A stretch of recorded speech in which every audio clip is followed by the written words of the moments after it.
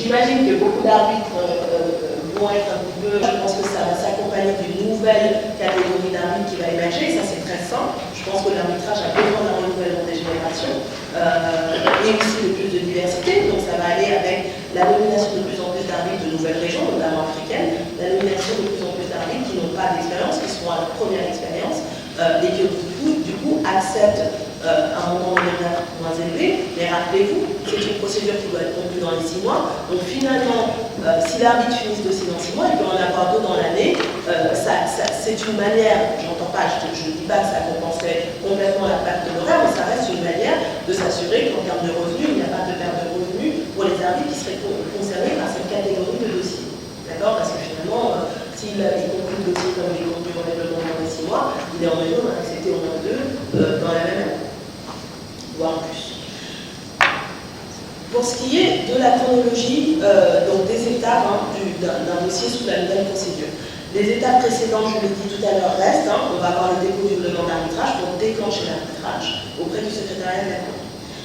Ensuite, le secrétariat va fixer ce qu'on appelle une avance sur provision qui existe déjà dans le règlement standard, qui doit être payée par la partie demanderesse afin de financer le travail du tribunal arbitral, donc dans le règlement standard jusqu'à l'établissement d'acte de mission, dans le règlement procédure accélérée jusqu'à la conférence de gestion de la procédure probablement. On est en train de travailler en interne à la Cour, puisque c'est assez récent comme changement, sur les étapes qui vont déclencher la possibilité pour les arbitres de recevoir des avances sur honoraires et qui vont correspondre en fait aussi aux étapes pour lesquelles on va appeler les fonds des parties, puisqu'on appelle toujours les fonds des parties par palier pour éviter d'appeler des montants trop importants d'un seul coup. Donc, les parties vont provisionner une avance sur provision qui sera calculée sur le montant de la demande principale lorsqu'elle sera quantifiée, comme je vous l'ai dit tout à l'heure. Ensuite, les parties vont être invitées à commenter sur la procédure accélérée et seulement après avoir reçu les commentaires des parties, le secrétariat de la Cour donc, attendra d'avoir la réponse à la demande d'arbitrage pour voir s'il y a d'éventuelles demandes conventionnelles et une nouvelle quantification qui, du coup, par exemple, moi j'ai une demande principale à 1 million, mais une demande conventionnelle à 2 millions. Je sors du champ d'application de mon règlement de procédure accélérée, excusez-moi. L'idée est donc d'attendre de recevoir la réponse à la demande d'arbitrage pour déterminer si oui ou non le règlement s'applique naturellement. Donc seulement après avoir reçu la réponse à la demande d'arbitrage, le secrétariat soit le tribunal notifiera aux parties l'application du règlement et en cas d'objection ou en cas de suspicion de procédure qui serait adaptée à cette procédure, la Cour serait amenée à prendre une décision sur l'application ou non du règlement. Il y a une question qui se pose par rapport à ce règlement d'arbitrage accéléré, qui est celle des parties intervenantes. Aujourd'hui, à la CCI, quand vous avez une procédure d'arbitrage, elle peut impliquer plus qu'un simple demandeur et une partie défenderesse. Toute partie peut demander l'intervention forcée et non volontaire d'une partie additionnelle, tant que le tribunal n'est pas constitué. La même caractéristique va être transposée dans le règlement d'arbitrage accéléré, donc il y aura toujours la possibilité, donc par exemple en tant que défendeur, vous recevez la demande d'arbitrage, vous vous dites non mais attention, moi on oriente des demandes contre moi, j'ai une demande conventionnelle, et en plus de la société demanderesse, je voudrais attaquer la société mère de la demanderesse. Je veux faire intervenir cette société à l'arbitrage. Aujourd'hui, le défendeur peut le faire en ayant recours à l'article 7 du règlement, et en demandant au secrétariat d'accord, tout simplement en déposant l'équivalent d'une requête d'arbitrage, mais qui sera une requête en intervention. Le secrétariat d'accord la notifie, la partie intervenante arrive. Qu'est-ce que ça change pour le règlement de la procédure accélérée?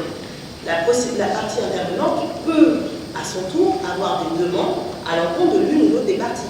Et ces demandes vont être quantifiées également. Et la quantification de ces demandes peut nous faire sortir du champ d'application de notre règlement accéléré. Donc là encore, avant de constituer son tribunal arbitral, la Cour va devoir s'assurer qu'aucune des parties n'entend faire intervenir une partie nouvelle. Et si une partie nouvelle intervient, que cette partie nouvelle, dans les demandes qu'elle va formuler, ne va pas faire sortir le dossier du champ d'application de la procédure accélérée, ou, même si ces demandes ne feront pas sortir du champ, n'aurait pas d'objection éventuelle à l'application de la procédure accélérée. Et si objection il y a, là encore, la Cour va trancher. Donc il faut garder en tête qu'il y a toujours un petit peu le spectre de la partie intervenante. C'est pour ça que le secrétariat de la Cour va en fait, dans ces nouvelles procédures, comme on le fait aujourd'hui déjà, mais dans un autre cadre, inviter les parties avant de nommer l'arbitre en leur disant « nous sommes prêts à nommer un arbitre, vous devez garder en tête les dispositions de l'article 7 paragraphe 1 du règlement. Si dans les 7 jours, vous ne nous indiquez pas que vous avez l'intention de faire intervenir une partie supplémentaire, nous allons avancer et nommer un arbitre. Je m'arrêterai là, je ne parlerai pas des jonctions d'arbitre. Je voudrais juste, avant que, je pense qu'on va pouvoir entrer dans les détails de la procédure accélérée dans la discussion, mais je voudrais juste soulever pour vous un point sur la nomination de l'arbitre qui est important et qui fera partie de nos discussions, qui est celui-ci. Quand vous, aujourd'hui, en tant qu'avocat, vous rédigez un contrat pour un de vos clients, vous introduisez une clause d'arbitrage CCI, j'espère. Et dans cette clause d'arbitrage CCI, vous indiquez qu'en cas de litige entre les parties, le litige sera résolu sous le règlement CCI par 3 arbitres. Cette disposition, en principe, est impérative pour la Cour. Jusqu'à présent, lorsqu'une demande d'arbitrage était introduite avec une clause d'arbitrage qui prévoyait 3 arbitres, sauf accord contraire des parties, le secrétariat et la Cour mettaient systématiquement en œuvre cette demande de nomination de 3 arbitres. Dans cette procédure, je vous l'ai dit, le principe sera la nomination d'un arbitre unique. Et la Cour, dans le règlement de la procédure accélérée, a prévu une disposition spéciale qui a été très contestée, il faut le dire, dans la communauté arbitrale, qui dit que si jamais, dans le cas de contradiction entre le règlement d'arbitrage de la procédure accélérée et la convention d'arbitrage des parties, le règlement primera. Et l'idée derrière cette disposition, c'est de dire que si jamais les parties prévoient, et c'est prévu spécifiquement dans la partie 6 au règlement, à l'article 2, je crois, que si jamais les parties prévoient 3 arbitres, en acceptant le règlement d'arbitrage CCI, elles acceptent la procédure accélérée, et donc elles acceptent le pouvoir de la Cour de fixer, de soumettre le litige à un arbitre. Ça a été très contesté. Pourquoi? Parce que la question va se poser de savoir si une sentence rendue par un tribunal arbitral qui a été constituée finalement, dans le principe en tout cas, on peut en discuter, en contravention de la convention d'arbitrage des parties, survivra devant les juges nationaux, et on en parlera tout à l'heure. Donc je tenais à soulever ce point auprès de vous, et sur ce point-là, et si je vous demanderais de regarder la diapositive pour ça, ce qui est intéressant et ce qui a amené la Cour à prendre cette décision, c'est une analyse statistique des dossiers qu'on a aujourd'hui. Donc aujourd'hui, la Cour, dans son histoire, a amené à plus de, je sais qu'on va être à 22 400 dossiers ou 22 500 dans l'histoire de la Cour CCI, ce qui est énorme. C'est une institution qui gère un volume absolument incroyable de dossiers d'arbitrage. Sur ces 22 500 dossiers, au cours des dernières années, ce qu'on a constaté, c'est qu'en fait, dans nos dossiers où les montants de litiges sont inférieurs à 2 millions de dollars, il est extrêmement rare, c'est vraiment l'exception de soumettre ces litiges-là à 3 arbitres. C'est-à-dire que même quand les conventions d'arbitrage prévoient initialement 3 arbitres, quand l'arbitrage est introduit, souvent les parties se mettent d'accord pour un seul arbitre. Pourquoi? Parce qu'en fait, 3 arbitres, c'est très bien, chacun a l'impression d'être représenté, que ses intérêts sont bien représentés, mais 3 arbitres, ça coûte plus cher. Il faut vous multiplier par 3 les honoraires. Et donc, pour un montant litige à moins de 2 millions de dollars, peut-être que le rapport qualité-résultat n'est pas forcément en faveur du choix de 3 arbitres, mais peut-être d'un seul arbitre dans l'esprit des parties. Et on constate notamment entre 2014, 2015 et 2016 que finalement seulement 25% de ces procédures à moins de 2 millions de dollars ont été soumises à des tribunaux arbitraux de 3 membres. Ce qui explique que la Cour était assez à l'aise pour arriver à l'idée qu'on pouvait partir sur le principe que ce seraient des procédures gérées uniquement par un arbitre unique. Dernier mot, Moustapha, si tu le permets, ce sera pour la sentence arbitrale de l'arbitre, et je m'arrêterai là, c'est le dernier. Je sais que vous avez été très attentifs et je vous remercie et très patient. Le dernier mot sur la sentence. Cette sentence arbitrale de l'arbitre unique nommé dans la procédure accélérée devra intervenir dans un délai de 6 mois, je vous l'ai dit tout à l'heure, à compter de la conférence de gestion de la procédure. Mais la réalité, et c'est très important pour les arbitres de le comprendre, c'est que cette procédure, en fait, cette sentence, en fait, elle est soumise, comme toute sentence CCI, à l'examen de la Cour. Donc chaque sentence que nous recevons est, avant d'être notifiée aux parties, examinée par le secrétariat de la Cour et la Cour. On fait un certain nombre de commentaires aux tribunaux arbitraux qui les prennent en compte pour améliorer la qualité de leur sentence. Ce processus d'examen prend aujourd'hui entre 3 à 4 semaines en moyenne. L'idée va être que la Cour va devoir réduire son délai d'examen, mais que cet examen aura toujours lieu dans la procédure accélérée. Donc pour tenir le délai de 6 mois de notification d'une sentence aux parties, il va falloir en réalité que l'arbitre communique sa sentence au secrétariat dans les 5 mois, parce qu'il faudra 1 mois pour le processus d'examen, et vous allez voir là, quand la Cour reçoit une sentence, elle va l'examiner, je vous ai dit il faut 2 à 3 semaines, et si jamais l'arbitre est en retard pour soumettre sa sentence, en fait la Cour va appliquer des réductions de ses honoraires en fonction du délai de retard. Et ça, c'est une mesure qui a été mise en œuvre à compter du début 2016, qui visait en fait à essayer de réduire les délais et aussi servir d'incentive pour les arbitres et les parties pour résoudre les litiges un peu plus rapidement, puisqu'il y avait beaucoup de critiques sur les délais des procédures arbitrales qui aujourd'hui sont entre 18 et 24 mois au total pour leur pays. Donc, lorsque le projet d'examen de sentence du tribunal est soumis au-delà des 6 mois jusqu'à 7 mois, la Cour envisage des réductions d'honoraires jusqu'à 5 à 10%. Lorsqu'on est à une sentence qui est reçue par le secrétariat de la Cour à plus de 9 mois après la conférence de gestion de la procédure, la réduction d'honoraires décidée par la Cour peut aller jusqu'à entre 10 à 20%, et au-delà de 10 mois, la Cour peut décider de réduire les honoraires de l'arbitre de plus de 20%. Donc là encore, l'idée n'est pas, il faut garder en tête que l'idée n'est absolument pas d'être dans une logique de punition, mais plus de motivation d'incentive avant de recevoir le projet de sentence. Les règles de sanction s'appliquent également au secrétariat de la Cour, donc nous aussi on a cette même pression. Si l'examen de la sentence ne se fait pas dans le délai annoncé pour la procédure accélérée qui sera de 2 à 3 semaines, les honoraires, et qu'il n'y a pas de circonstances particulières, vous le voyez à l'écran, les frais administratifs de la CCI, qui va essayer, qu'on va tous, le secrétariat, partie, arbitre, essayer de rencontrer pas nos obstacles dont on va parler maintenant dans la vie de l'arbitrage. Je m'arrêterai là et on va pouvoir passer à la discussion.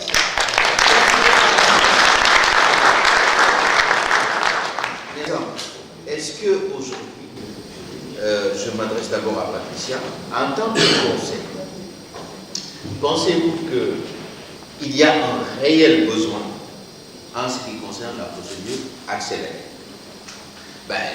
Si vous me demandez lequel, on reviendra également vers Laurence, si vous permettez, pour que vous puissiez également nous livrer votre expérience sur ces aspects-là. Donc, c'est ma question. Est-ce que pensez-vous que la procédure accélérée répond à un besoin et si vous le faites? Patricia.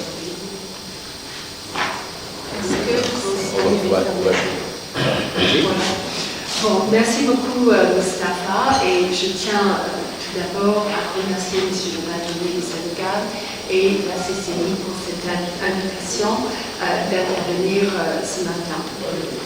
Alors, pour répondre à la question, je crois que cette initiative de la part de la CCI répond à un besoin réel, d'une part, du côté des utilisateurs de l'arbitrage international, et d'autre part, le besoin de la CCI en tant qu'institution arbitrale. Et je pense qu'il n'est pas inintéressant de tracer un petit peu l'historique de ce genre d'initiative, de créer des procédures un peu allégées. Et ça a commencé au sein de la CCI en 2001, quand ils ont créé un groupe de travail qui a produit en 2003 un guide on small claims, ou un guide pour les réclamations pour les faibles montants, où M. le bâtonnier a utilisé les réclamations des affaires mineures. Et enfin, en 2012, quand il y a eu la dernière très grande révision du règlement de la CCI, la question a été soulevée de savoir s'il fallait à ce moment-là introduire une procédure accélérée. Et en 2012, la décision était de ne pas introduire une procédure, mais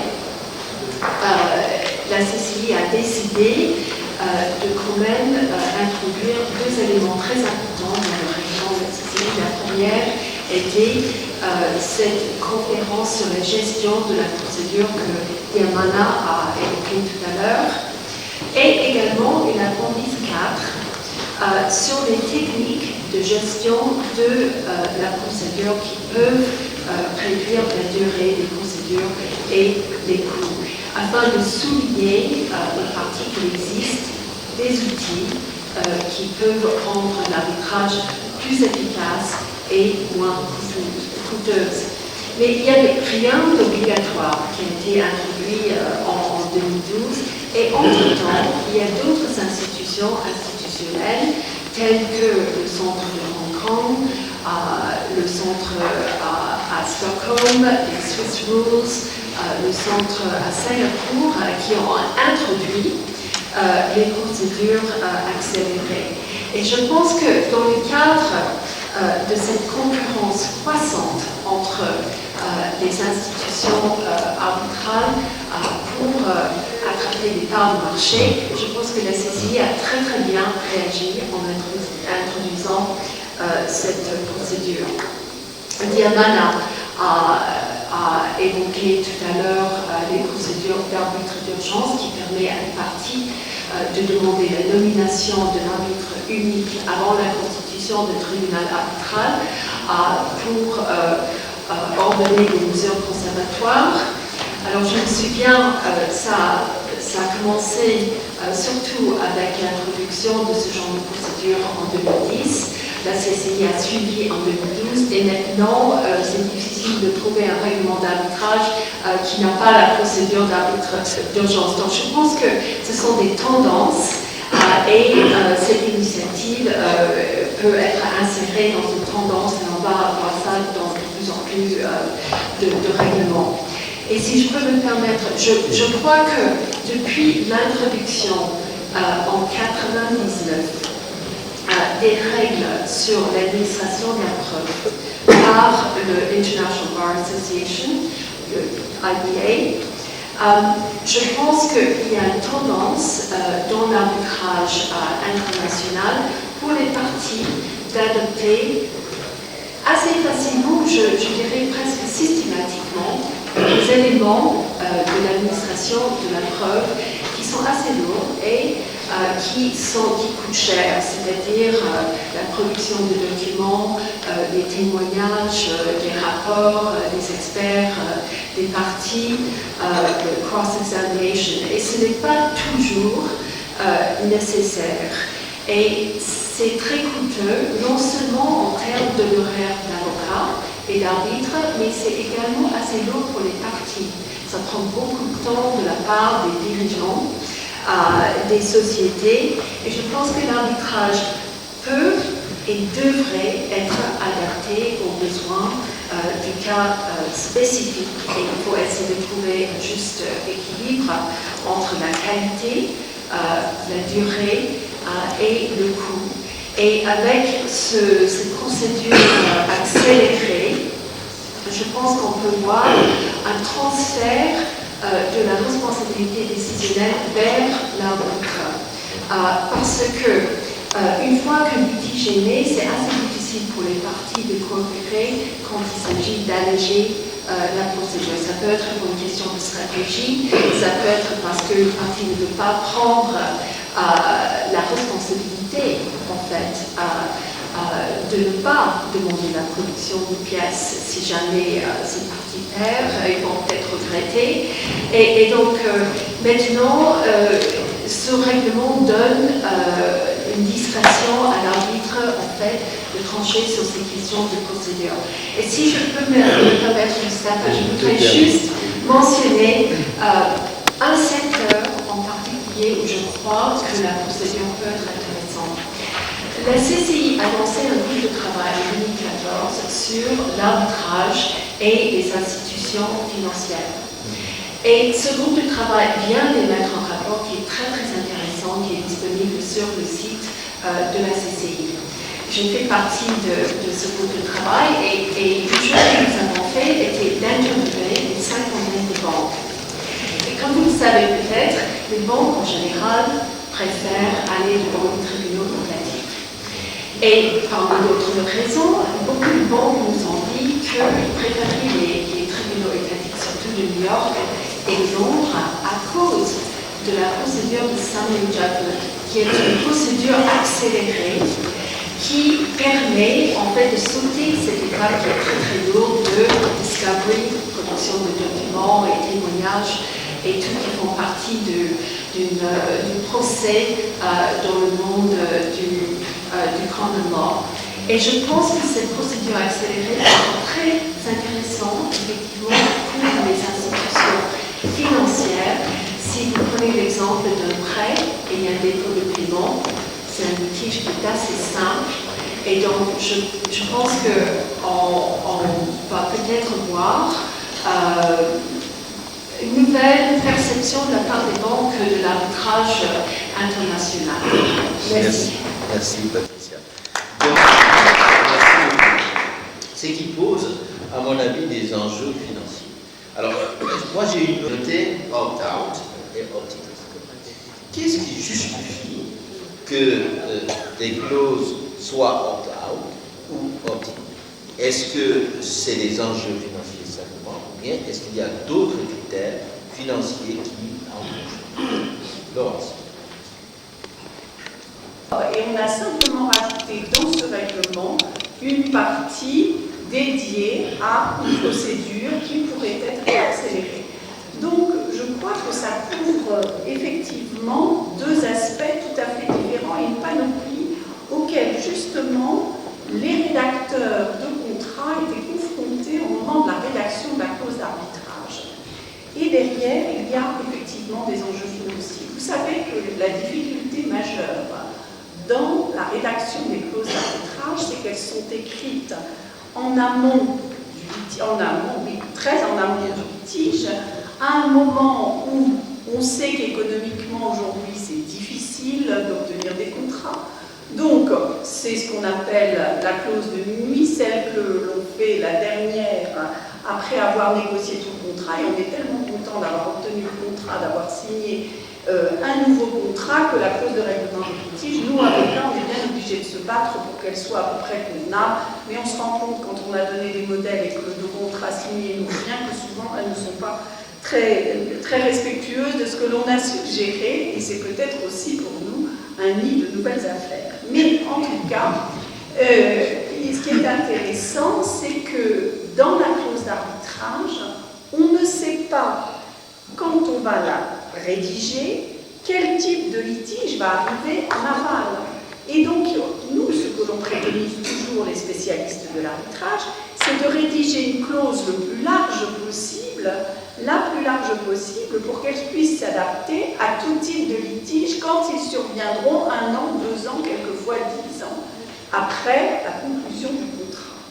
Ce qui est intéressant, je crois, justement, dans ce règlement de la CCI, c'est que, même si ça pose des problèmes que nous viendrons discuter plus tard, c'est que on va peut-être avoir des clauses plus simples, où on aura peut-être besoin de dire encore moins que ce que l'on disait, puisque vous savez que l'avantage de l'arbitrage institutionnel par rapport à l'arbitrage ad hoc, c'est précisément qu'il y a une référence à un règlement qui est adopté par les parties quand il y est fait référence dans la clause d'arbitrage, et que par conséquent, on a besoin d'en dire moins, puisque le règlement dit déjà tout. Donc l'essentiel étant que l'on se réfère au règlement d'arbitrage. Ce qui est intéressant alors, c'est qu'on n'a plus finalement besoin de se poser trop la question de savoir quel type de litige va intervenir et comment s'adapter pour le prévoir dans la clause, puisque déjà, en faisant mention du règlement de la CCI, on aura déjà à l'intérieur du règlement 2 options, si j'ose dire, une option pour des litiges importants et une option pour des litiges qui le sont moins. Moi, je trouve que de ce point de vue-là, c'est très intéressant. Ce que je pourrais rajouter, d'ailleurs, je dois, parce que je n'ai pas parlé autant que Patricia. Ce que je trouve extrêmement intéressant, et pour être dans un cabinet qui est une structure de niche dédiée à ce règlement des litiges internationaux, et notamment à l'arbitrage, nous gérons des affaires souvent plus petites que les grands cabinets, en particulier les grands cabinets anglo-saxons, qui quelquefois nous renvoient des affaires vers nous parce que justement on a des horaires moins élevés tout simplement, et que du coup c'est plus abordable pour des petits litiges.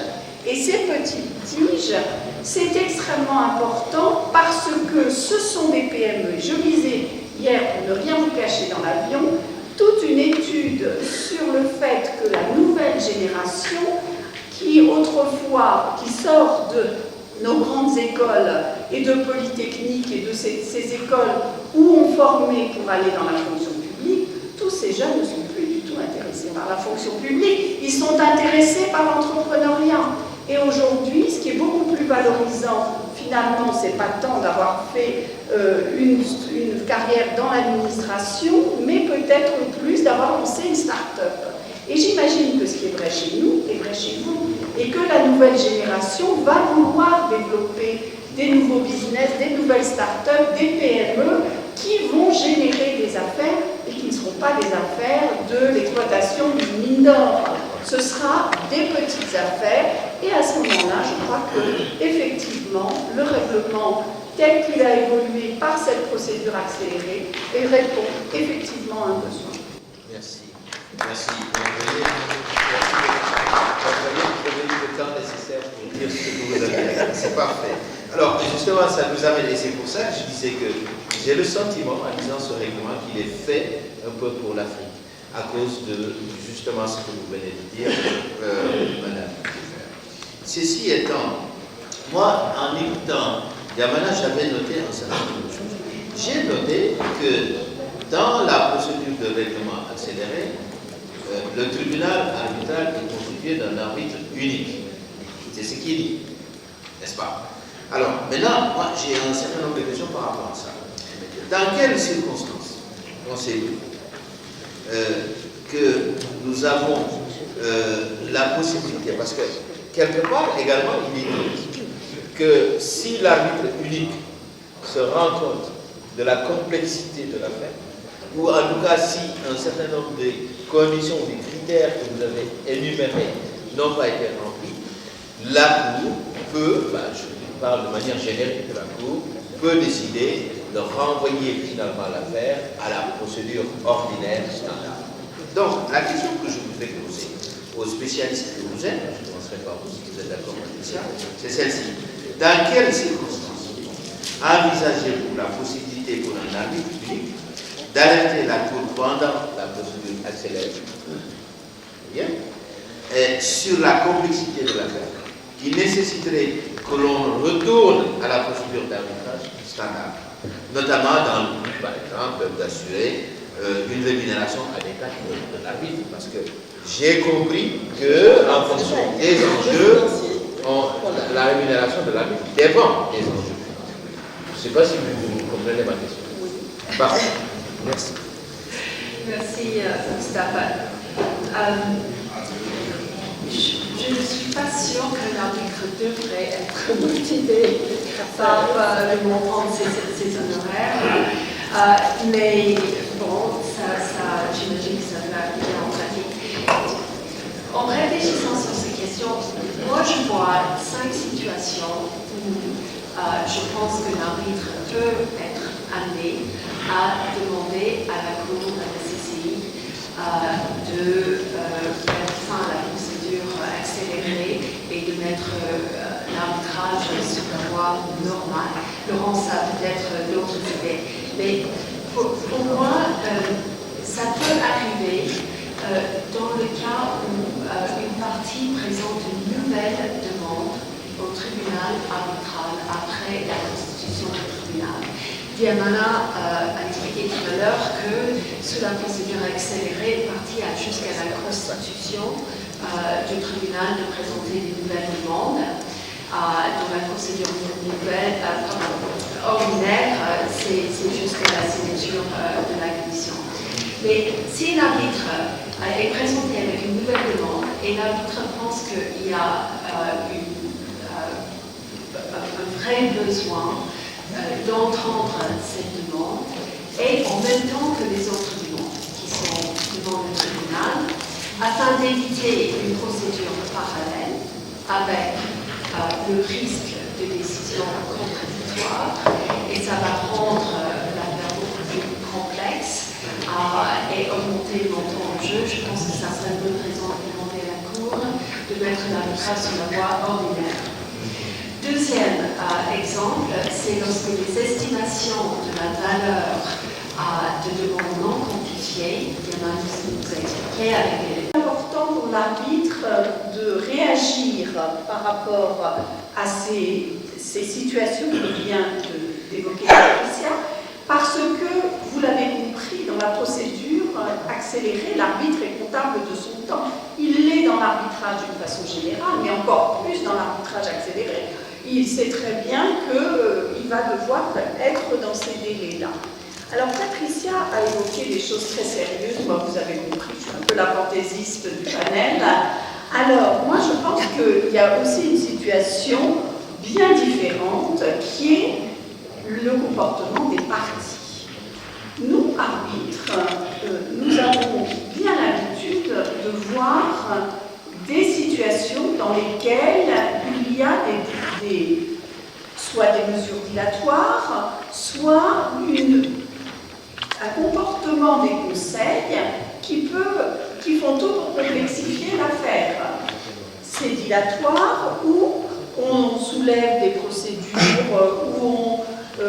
alors il y a cet aspect-là, et puis il y a l'aspect aussi complication des relations entre le conseil et la partie. On sait très bien que nous, conseil, quand on est conseil, eh bien, on peut faire ce qu'on veut, mais si on n'a pas d'instruction de son client, on ne peut rien faire. Donc, c'est extrêmement important aussi que la partie joue le jeu avec le conseil. On a beaucoup dit de l'arbitrage, et c'est pour cela, Patricia l'a répété tout à l'heure, qu'on va vers des procédures accélérées. On a dit de l'arbitrage qu'il était devenu trop complexe, qu'il était devenu trop long, et qu'il y avait une certaine judiciarisation de l'arbitrage, et que c'était la raison pour laquelle on était dans un phénomène de contestation de l'arbitrage. Donc tous ces éléments d'accélération, que ce soit la pression qu'on met sur les arbitres pour rendre leur sentence, le fait qu'ils doivent motiver quand ils demandent un délai supplémentaire, ou le fait qu'on impose des procédures accélérées, montre qu'on va quand même vers une volonté de réduire les choses. Mais quand on a fait une étude justement sur les causes de cet allongement des procédures et de l'augmentation des coûts, on s'est rendu compte que ce n'était pas les coûts de l'arbitre qui étaient importants, mais c'était les coûts des conseils, parce que les conseils multiplient les notes, les incidents, etc.